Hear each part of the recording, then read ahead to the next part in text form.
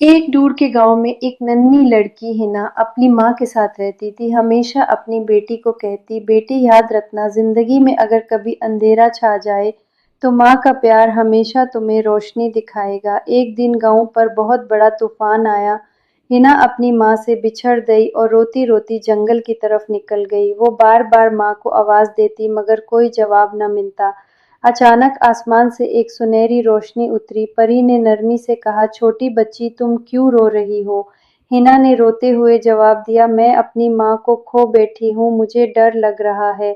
परी मुस्कुराई और उसके आंसू साफ करते हुए बोली, मत घबराओ, मैं तुम्हें तुम्हारी माँ के पास पहुंचा दूंगी क्योंकि माँ का प्यार कभी खत्म नहीं होता।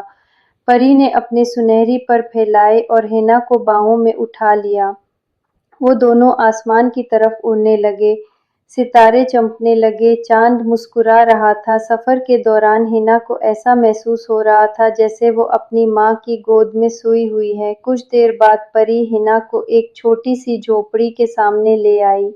हिना की माँ बाहर निकल आई। माँ ने अपनी बेटी को गले से लगाया। परी ने कहा, ये है माँ के प्यार की ताकत। चाहे दुनिया के कितने ही अंधेरे क्यों न हो, माँ का प्यार हमेशा अपनी औलाद को वापस रोशनी की तरफ ले आता है।